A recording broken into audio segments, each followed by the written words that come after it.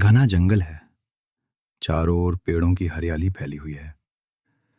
पक्षियों की चहचहाहट से सुबह की शुरुआत होती है। एक गरीब लकड़हारा, नाम है रामू, कंधे पर कुल्हाड़ी रखे चला आ रहा है। रामू के कपड़े पुराने हैं, लेकिन चेहरे पर सादगी और मेहनत की चमक है। रामू रुककर आसमान की ओर देखता है और बोलता है, हे भगवान, आज भी मेहनत करने की ताकत देना। जंगल के पास एक साफ बहती नदी है। रामू नदी के किनारे एक पेड़ काटने लगता है।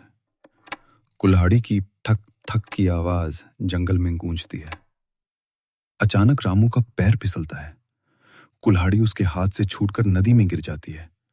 रामू अरे नहीं, मेरी कुल्हाड़ी! रामू नदी के पानी को देखता है। आंखों में चिंता साफ दिखाई देती है।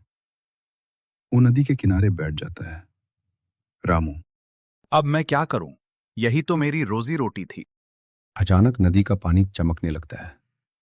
पानी से एक सुंदर देवी प्रकट होती हैं। उनके हाथ में सोने की कुल्हाड़ी है। देवी, हे लकड़हारे, क्या ये तुम्हारी कुल्हाड़ी? नहीं देवी, ये मेरी नहीं है। देवी फिर पानी में जाती हैं। इस बार चांदी की कुल्हाड़ी लेकर आती हैं। तो क्या ये तुम्हारी कुल्हाड़ी है? नहीं माता, मेरी कुल्हाड़ी तो साधारण लोहे की थी। देवी मुस्कुराती हैं और फिर से नदी में जाती हैं। देवी इस बार लोहे की पुरानी कुल्हाड़ी लेकर आती हैं। क्या यही तुम्हारी कुल्हाड़ी है? हाँ माता, यही मेरी कुल्हाड़ी है। तुम बहुत ईमानदार हो। इनाम के रूप में मैं तुम्हें तीनों कुल्हाड़ियां देती हूँ। माता, मैं तो इसका हकदार नहीं हूँ। ईमानदारी सबसे बड़ा धन है। रामू तीनों कुल्हाड़ियां लेकर गांव लौटता है। रास्ते में गांव वाले उसे देखते हैं। गांव वाला, अरे रामू, आज तो तू अमीर लग रहा है।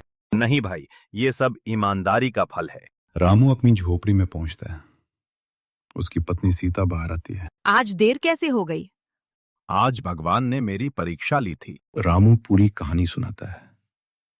सीता की आंखों में गर्व के आंसू आ जाते हैं। मुझे तुम पर गर्व है। ये बात पूरे गांव में फैल जाती है।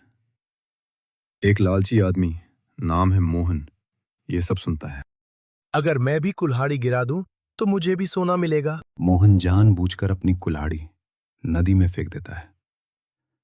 देवी प्रकट होती हैं। क्या ये तुम्हारी सोने की कुल्हाड़ी है? हाँ हाँ, यही मेरी है।